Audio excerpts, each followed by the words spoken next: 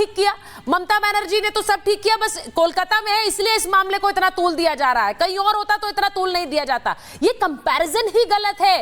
हर मामला संवेदनशीलता से देखना चाहिए। मैं एक बड़ी खबर आपको बता दूं कि बीजेपी नेता शुभेंदु अधिकारी का बड़ा बयान आया है। शुभेंदु अधिकारी कह रहे हैं कि ममता बनर्जी को इस्तीफा देना चाहिए।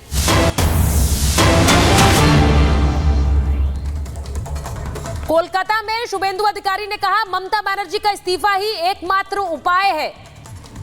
जोरदार प्रदर्शन बीजेपी कोलकाता में कर रही है और शुभेंदु अधिकारी कह रहे, प्रदर्शन की तस्वीरें दिखाइए, शुभेंदु अधिकारी कह रहे हैं कि एकमात्र जो समाधान है वो ममता बनर्जी का इस्तीफा है। हमारा प्रदर्शन जारी रहेगा।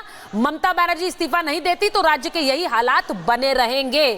बीजेपी के 45 पदाधिकारियों को जबरन हिरासत में लिया गया है। वो क्या कर रहे थे? वो सिर्फ प्रदर्शन कर रहे थे। अब जरा बताइए, इसी बात पर आना चाहती हूं। प्रदर्शन कर रहे हैं, कोर्ट ने पिछली बार भी बोला प्रदर्शन कर रहे हैं तो आप बल प्रयोग नहीं करेंगे। शाजिया जी जरा बताइए, शाजिया जी को स्क्रीन पर लीजिए। शाजिया जी, अब तो खुलकर बीजेपी कह रही है कि ममता बनर्जी का इस्तीफा ही एकमात्र रास्ता है। देखिए, भाजपा लगातार कह रही है, लेकिन ये मांग तो लोगों के मन में है, उनकी जबान पर है। और अब सोचिए, सुप्रीम कोर्ट की सुप्रीम फटकार और लताड़ और किस तरह की बात, जिससे साफ साफ जिसमें कहा गया है कि इस तरह की क्रिमिनल नेग्लिजेंस, इस तरह की लापरवाही हमने पहले कभी नहीं देखी। और आप एक एक करके साहब तथ्यों को देखिए क्या हुआ है वहाँ पे। ये तक कहा जा रहा है कि इस मामले में और कुछ ज़्यादा है। हमने पता चला है जो डेप्यूटी सुपरिंटेंडेंट है, पूर्व डेप्यूटी सुपरिंटेंडेंट है, और मुझे फिक्र है उनकी कि अभी वो शिकार ना हो। देखिए, जिस तरह से उन्होंने 1 साल से बाकायदा कंप्लेन की है कि किस तरह से वो प्रिंसिपल, एक वहाँ क्रिमिनल अड्डा बन गया था ये अस्पताल, क्या कुछ इसमें हो रहा था। तो मुझे ताज्जुब नहीं है कि इस तरह का जघन्य अपराध होता है और फॉरेंसिक टीम पहुंचती नहीं है। इतना जघन अपराध होता है और सबूत मिटाने की लगातार कोशिश होती है। इतना ज़्यादा जघन अपराध होता है और एफआईआर करने में इतनी देर होती है। इस तरह से उस बेटी को म्यूटिलेट करके, हिस्से हिस्से करके आप उसका मर्डर होता है, आप माँ बाप को इत्तला नहीं करते, और इत्तला करते हैं तो झूठी इत्तला करते हैं। आप सोचिए क्या कुछ हो रहा है। अभी भी माँ बाप आहत हैं। अच्छा, माँ बाप को एक फोटोग्राफ आप लेने देते हैं और 3 घंटे बाद मिलवाते हैं। क्यों आपको इतनी जल्दबाजी होती है कि उसको जल्दी से पोस्टमार्टम करो? और अननेचुरल डेथ, सब दिख रहा है सबको कि वो मर्डर है। खून निकल रहा है आंखों से और उसके प्राइवेट पार्ट से, कॉलर बोन टूटी हुई है। मतलब आप किस दुनिया में रह रहे हैं। मैं मानती हूँ हैवानियत है ये, मैं मानती हूँ बहुत जगह ऐसा होता है और ये शर्मसार करते हैं सब हरकतें हमको, लेकिन यहाँ पे बाकायदा एक पूरा नेक्सस है, एक शिकंजा है जिसमें अपराधी शामिल है, पुलिस शामिल है, शासन शामिल है, प्रशासन शामिल है, मुख्यमंत्री के चुने हुए लोग हैं, ये उनको बचाया जा रहा है, अभी भी बचाया जा रहा है। हर वक्त ममता बनर्जी जो है 144 लगवा देती है। 144 नहीं लगवा सकती थी, घेराबंदी नहीं करा सकती थी, वो चाहती थी। नहीं, देखिए, मैं सर्वर रूम में लोग घुसे, तोड़फोड़ हो। क्यों रेनोवेशन की उनको फिक्र हुई? क्यों एकदम से याद आया कि यहाँ पे रेस्ट रूम होना चाहिए? इतने सालों से तो याद आया नहीं आपको? उस हत्या के बाद, मर्डर के बाद, और रेप पीड़िता के परिवार के साथ किस तरह का बर्ताव होना चाहिए, शाजिया जी, ये भी सीखने की जरूरत है। हम उल्टा रेप पीड़िता से सवाल पूछते हैं, उसके परिवार से पूछने लगते हैं। यहाँ पर परिवार ने भी कहा।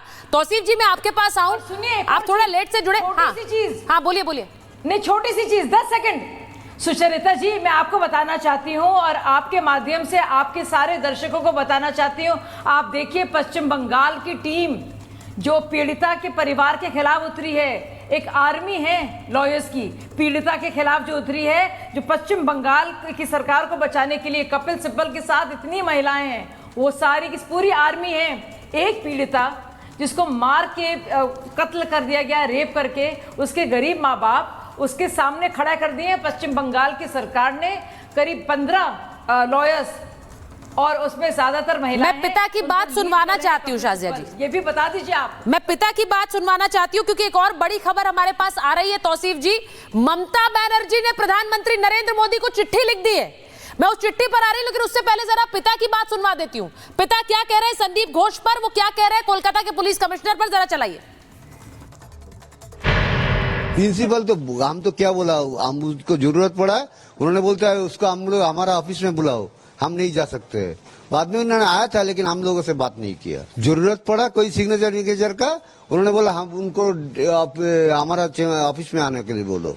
एकदम हम लोग का डिपार्टमेंट का कोई नहीं और कॉलेज का कोई हमारा साथ कोऑपरेट नहीं किया। जो डिपार्टमेंट पूरा इसलिए इन्वॉल्व है इसमें। सीपी थोड़ा हमको क्या बोले मलहम लगाना जो है ना वैसे ही कर रहा था। उन्होंने भी आश्वासन देके चला गया, लेकिन हम लोग को देखा जो आश्वासन उन्होंने दे रहा है वो हम लोग ठीक नहीं लगा, इसलिए सीबीआई के पास गया। तो आपने सुना कि पीड़िता के पिता क्या कह रहे हैं। वो कह रहे हैं हमें बुलाया गया, हमें जांच के लिए बोला गया, हमसे कहा गया जो जानकारी लेनी है खुद अस्पताल आए। ये बर्ताव हो रहा था पीड़िता के परिवार के साथ।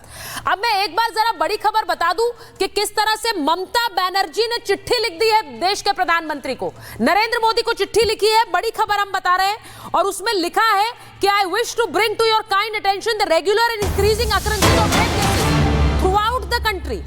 अब ममता बनर्जी लिख रही हैं कि पूरे देश में रेप की वारदातें बढ़ गई हैं और जो डेटा हमारे पास है उसके मुताबिक 90 रेप हर रोज हो रहे हैं देश भर में और ये लोगों का भरोसा हिला देने वाला है।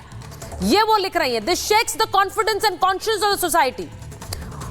Such serious and sensitive issues need to be addressed in a comprehensive manner। यानी कि इस पूरे मामले पर अब हमें एक कदम उठाना होगा। ममता बनर्जी जिनको आज जिनकी सरकार और पुलिस को सुप्रीम कोर्ट ने फटकार लगाई है, वो अब नरेंद्र मोदी को चिट्ठी लिख रही है, प्रधानमंत्री को, और कह रही है कि देश में तो रोज 90 रेप हो रहे हैं, हम क्या कर रहे हैं इसको लेकर।